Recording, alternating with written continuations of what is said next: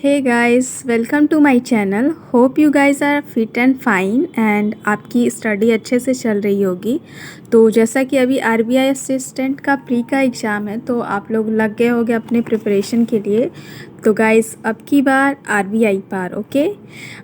तो बहुत सारे लोगों ने मुझे कमेंट किया था एक्चुअली कि मैं अपने स्ट्रैटेजी की वीडियो डालूं। तो एक्चुअली एसबीआई ज्वाइनिंग के वजह से मेरा शेड्यूल जो था ना वो थोड़ा बिजी हो गया था, इसलिए मैं वीडियो बना नहीं पाई। तो इसलिए मैं आज ये वीडियो डाल रही हूँ जिसमें मैं सिर्फ जीए के स्ट्रैटेजी की डिस्कशन करूँगी। इसमें मैं सिर्फ बताने वाली हूँ कि आपको जीए कैसे पढ़ना है बैंकिंग अवेयरनेस के लिए, क्योंकि अगर मैं हर किसी के स्ट्रैटेजी के बारे में डिस्कस करूँगी तो वीडियो बहुत लंबा हो जाएगा।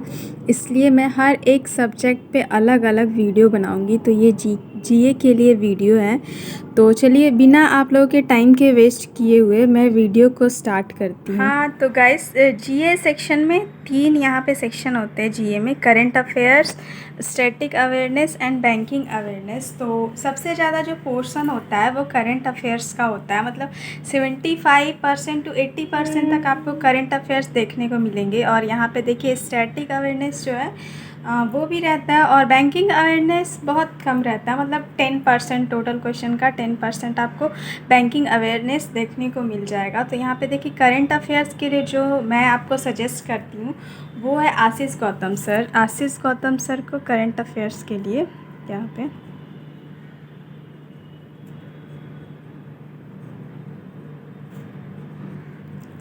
एक मिनट। तो आशीष गौतम सर जो है ना वो हर सुबह 7 बजे पढ़ाते हैं। यूट्यूब पे वो लाइव पढ़ाते हैं डेली सुबह 7 बजे। और उनका कंटेंट इतना अच्छा होता है ना, मतलब मैं उन्हीं को फॉलो करती थी। इसका ये मतलब नहीं है कि आपको जीए के और टीचर्स नहीं मिलेंगे। बहुत सारे टीचर्स हैं यूट्यूब पे जो बहुत अच्छा पढ़ाते हैं, लेकिन मैं जिसको फॉलो करती थी वो आशीष गौतम सर। डेली सुबह उनका 7 बजे वीडियो आता है, और वीडियो तकरीबन 1 घंटा का या फिर 1 घंटा 15 मिनट ऐसे करके रहेगा। लेकिन हाँ, अभी वो उनका जो कंटेंट होता है ना वो ज़बरदस्त का कंटेंट होता है। और अगर जैसे कि आप लाइव नहीं देख सकते हो, जैसे कि मैं रिकॉर्डिंग देखा करती थी, क्योंकि रिकॉर्डिंग देखने से एक तो आपका टाइम सेव होता है, और बहुत बार होता है कि आप उस टाइम पे डेली नहीं जुड़ पाते हो। तो इसलिए आप रिकॉर्डेड देखोगे तो भी अच्छा है, और अगर लाइव जुड़ गए तो भी अच्छा है। तो डेली 1 घंटा का सेशन होता है। और हाँ, आपको डेली देखना है उनका। जैसे कि वो सर भी बोलते हैं कि अगर उनके वीडियो को आपको अच्छे से जानना है, मतलब उनके वीडियो से आपको बेनिफिट उठाना है, तो कम से कम आपको 3 दिन तो लगातार जुड़ना ही होगा उनके वीडियो को। क्योंकि 3 दिन या फिर अगर 1 सप्ताह देखोगे आप, तो आपको खुद पता चलेगा हाँ कि आप क्या गेन कर रहे हो उस वीडियो से। ये बहुत अच्छा वीडियो होता है। और ऑटोमेटिकली अगर आप 3 दिन देखते हो ना, तो फिर आपको बहुत मज़ा आने वाला है। उसके बाद आप मतलब छोड़ ही नहीं सकते हो उस वीडियो को देखना। और उनका जो वीडियो आता है ना वो 3 पार्ट्स में डिवाइड होके आता है। एक तो आप वो जो डेली बेसिस पे करते हैं 7 AM पे डेली बेसिस पे। और सेकंड जो होता है वो वीकली एमसीक्यू आता है। और थर्ड जो होता है वो मंथली पीडीएफ प्रोवाइड करते हैं। देखिए, डेली बेसिस में क्या होता है ना, वो डेली सुबह 7 बजे लेते हैं और आप उसको देखते हैं। मान लीजिए आज एक वो सेशन करवाए और आप उस सेशन को अटेंड किए, तो उसी सेशन का एमसीक्यू दूसरे दिन होता है, और एमसीक्यू के साथ साथ वो फिर दूसरे दिन का न्यूज़ करवाते हैं। और इसी तरह 1 सप्ताह तक चलता है। और लास्ट में जब वो वीकली एमसीक्यू प्रोवाइड करते हैं, मतलब आप 1 सप्ताह तक उसके सेशन को देखेंगे, उनके सेशन को, तो आपको लगेगा कि आपके दिमाग में कुछ घुस नहीं रहा है, मतलब करंट अफेयर कैसे कर सकते हैं। लेकिन हाँ, जब वो एमसीक्यू करवाते हैं, वीकली एमसीक्यू, और जब आप वीकली एमसीक्यू को अटेंड करते हो ना, तो आपको लगेगा आपको 80%, 70 to 80% खुद ब खुद याद हो गया। क्योंकि जब आप वो वीकली एमसीक्यू अटेंड करते हो, तो आप देखोगे कि आप उसमें 70 to 80% को बना सकते हो, उस वीकली एमसीक्यू को। तो यही बेनिफिट होता है उनसे। और एक मंथली पीडीएफ आता है, जब वो पूरे मंथ का एमसीक्यू ख़त्म हो जाता है, डेली एमसीक्यू, तो वो मंथ के एंड में एक पीडीएफ प्रोवाइड करते हैं, जो कि रिवीजन के लिए होता है। मतलब अगर आप सारे मंथ के पीडीएफ को, जैसा कि बैंकिंग में क्या होता है ना, 6 मंथ्स पहले का पूछा जाता है करंट अफेयर। तो 6 मंथ्स पहले का आपको पढ़ना होता है किसी भी बैंकिंग एग्ज़ाम के लिए। तो उसमें क्या होता है, आप डेली बेसिस पे जो देखें और फिर उसके बाद वीकली एमसीक्यू किए, उसके बाद मंथली क्या होता है ना, वो रिवाइज़ के लिए। और एक एग्ज़ाम के टाइम पे अड्डा का कैप्सूल आता है जो कि बहुत इम्पॉर्टेंट होता है और वो आपको बहुत हेल्प करेगा एग्ज़ाम के लिए।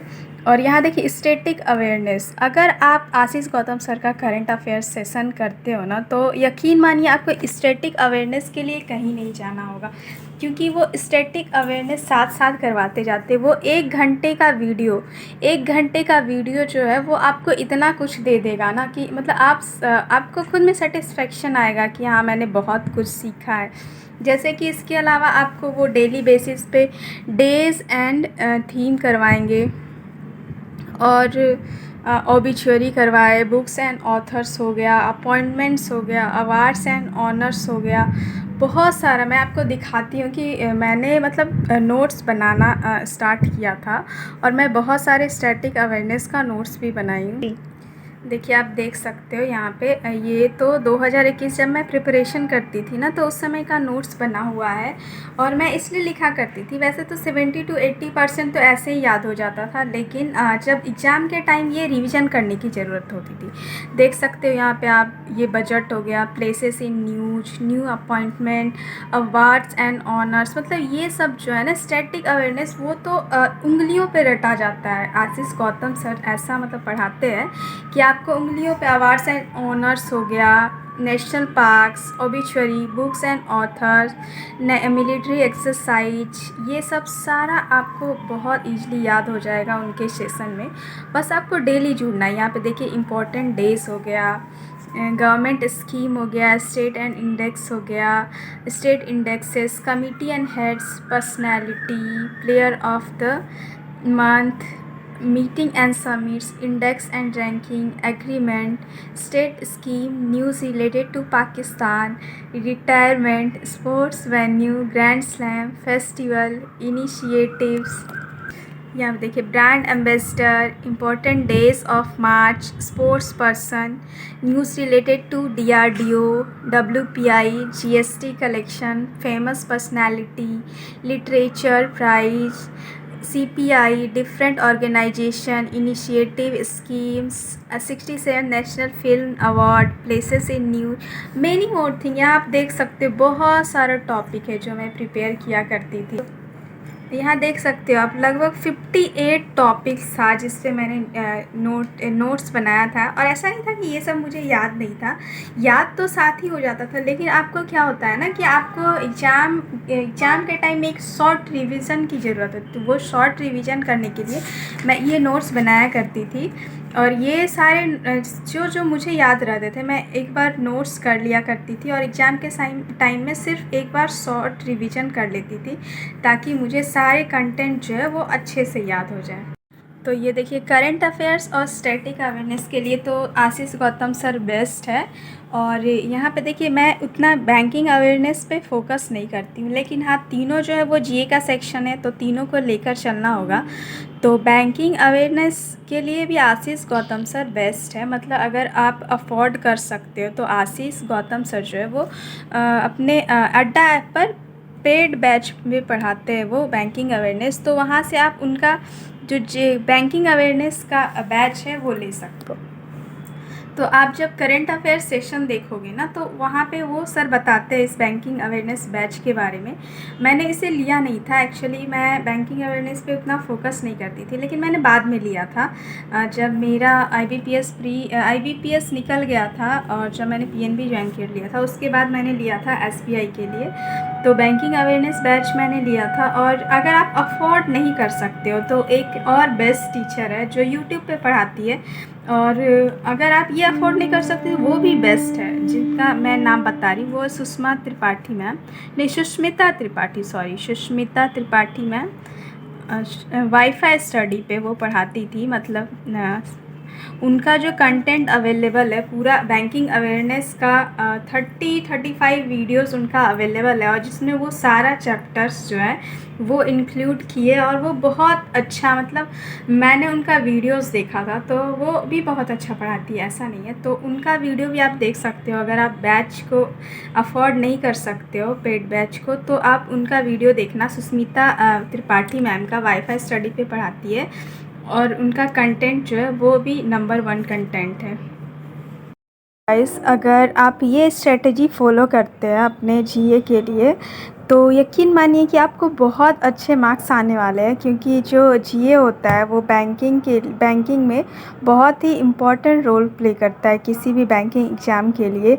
अगर आप इसमें मैक्सिमम मार्क्स स्कोर कर सकते हो, और rather than English, reasoning, maths, उन सब से भी ज़्यादा आप जीए में स्कोर कर सकते हो। बस आपको ये स्ट्रेटजी फ़ॉलो करना है, और हाँ, आप डेली करना है, कंटिन्यूअसली ये करना है, हर दिन बिना स्किप किए हुए, अगर आपको सच में अच्छे मार्क्स लाने हैं जीए में, क्योंकि जीए ही एक ऐसा पोर्शन है जो आपको जॉब दिलवा भी सकता है, और इसके वजह से आप जॉब से मिस भी कर सकते हो। तो आपको ये हमेशा ध्यान रखना है कि जीए पोर्शन को आपको कंटिन्यूअसली करना है। जैसे मैंने बताया कि आशीष गौतम सर का वीडियो देखना है, तो डेली बेसिस पे देखना है बिना स्किप किए हुए।